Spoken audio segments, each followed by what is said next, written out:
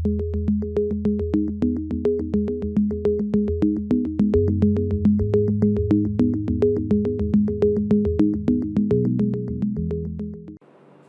Assalamualaikum dan salam sejahtera. Video kali ini saya nak kongsikan cara kita munculkan skrin phone kita ke dalam komputer.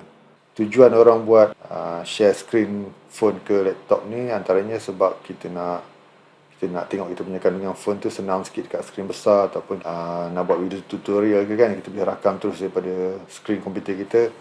Dan ada juga orang yang dia nak run dekat phone tapi dia nak apply dekat skrin yang besar lah, macam main game ke. Kadang-kadang kita punya PC, kadang game ataupun apps tu untuk telefon saja kan, tapi kita nak guna dekat PC. So kita boleh guna screen mirroring ni lah. Kita boleh guna emulator macam BlueStack ataupun Nox ataupun Memo semua tu kan. Tapi emulator tu dia akan consume kita punya resource komputer lah, macam RAM, CPU apa semua tu. So kita punya PC akan berat sikit lah. Di sini kelebihan guna screen mirroring ni, apps ataupun game tu run dalam kita punya phone, cuma screen tu je yang timbul dekat kita punya laptop. Jadi dia tak bebankan sangat kita punya komputer lah. Semua run dalam kita punya telefon. Jadi untuk video kali ini saya akan kongsikan beberapa software. Yang pertama saya akan tunjukkan software Wiser. Dekat website ni wiser.io ni kan, dekat pricing ni. Wiser yang free ni kita boleh mirror dan control, lepas tu kita ambil screenshot. Kalau yang pro ni lah, high quality lah, boleh guna wireless punya lah. Saya download dulu. Kita klik download, dia ada untuk versi Windows, Mac dan Linux. Versi browser pun ada juga. Ok, lepas download dan install Wiser akan dapat icon macam ni dekat desktop Wiser ni kan. Kita run icon ni. Dia timbul macam ni. So instruction dia ada ringkas kat sini lah. Dia kata kita kena enable Android USB debugging dan ADB driver. ADB driver ni kalau macam anda pakai Samsung, kena download Samsung USB driver. Kalau pakai Xiaomi ke ataupun model lain, kena download ADB driver untuk phone tu lah, supaya dia akan detect kita punya phone tu. Kalau Windows 10 kan ada setengah ni, dia akan auto detect, dia automatic download driver tu. So lepas dah install Wiser ni dan dah install ADB driver untuk phone tu, dekat telefon kita pula kita kena ubah setting sikit. Saya tunjuk dekat phone saya ni. Dia suruh enable USB debugging tu. USB debugging ni biasanya ada dekat sini. Kita pergi ke bahagian about phone, atau kalau dalam ni yang Samsung punya, dalam software information, cari yang bahagian build number ni. Build number ni kalau phone Xiaomi dia dalam bahagian MIUI version tu. So kita tap MIUI version tu. Kalau dalam Samsung ni ataupun kebanyakannya Android macam ni lah, dia akan dekat bahagian build number ni. So kita akan tap build number tu banyak kali. Tap, dia timbul message tu. So dia kata developer mode has been enabled. So kita dah boleh ubahlah setting tu, USB debugging tu dia katakan. So lepas kita dah enable developer mode tu, dia akan ada satu menu dekat bawah ni, ataupun dekat mana-mana bahagian menu tu lah, dia akan ada satu menu developer option. Dalam ni untuk guna yang screen mirroring ni, kita kena enable tadi, dia kata USB debugging kan. Kita enable USB debugging. Kemudian verify apps over USB ni kena disable, sebab nanti dia akan install apps melalui USB. Dan allow, ada setengah setting Android version, dia akan ada lagi satu setting dekat situ, install over USB, install apps over USB. Yang tu kita kena tick allow, supaya dia boleh install apps dia melalui USB lah. So ada 3, enable USB debugging, kalau ada ni allow install via USB, over USB, dan disable verify apps over USB.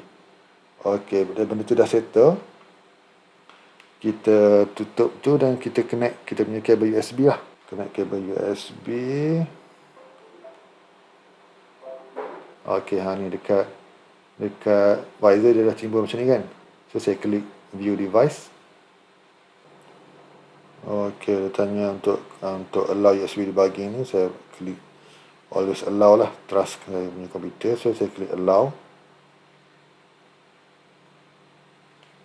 So dah berjaya lah kita punya screen mirroring ni. So tu kan. Dan saya guna mouse pun boleh leave game. So ini button menu pun home kita boleh guna juga. Ok, tu guna software Wiser. Lagi satu saya nak tunjuk guna software yang berbayar pula, iaitu Apple Mirror. Power Mirror ni software berbayar, dia ada trial version lah. Ini saya dah install. So dia ada icon dekat desktop ni, saya buka ni.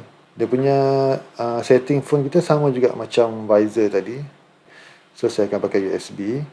So sebab setting ni kita dah enable USB debugging, so dia takkan tanya apa-apa lah. Tapi kalau kita belum enable, Power Mirror ni akan tunjuk notification kata kita belum set up phone kita untuk USB debugging. So bila saya connect ni, ok, allow juga. Untuk step permulaan ni, dia akan install dia punya apps ke dalam phone kita melalui USB. Dia punya apps ni akan connect ke dia punya software dalam PC kita lah, dan buat screen mirroring. Ok, dekat phone ni dia mau start recording. Ok, start now. Dia dah screen mirror saya punya phone dah, kan. So kita home, sama macam tadi lah. So yang ni interface dia menarik sikit lah, ada icon-icon macam ni, ada bentuk full macam ni kan.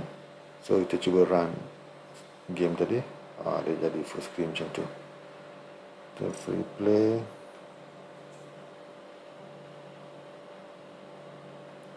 Itu boleh main game tu.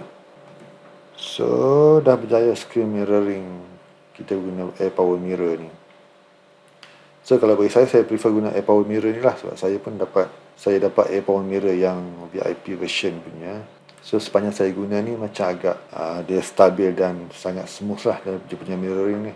So kalau anda nak cuba, ada lagi beberapa software lain yang boleh dicuba, contohnya macam Mobizen ataupun Screen Copy, dia SCRCPY nama dia. Screen Copy yang tu free, open source punya. Ataupun yang berbayar lagi satu, Wondershare, MirrorGo pun boleh cuba juga. Tapi so far untuk yang free, saya recommend guna Visor sebab mudah setup dia. Dan untuk yang berbayar dan stabil, saya recommend pakai Power Mirror ni untuk buat screen mirroring dan screen casting ke laptop kita. Ok, saya rasa setakat ni saja dulu video tentang screen mirroring, screen casting ke laptop ni.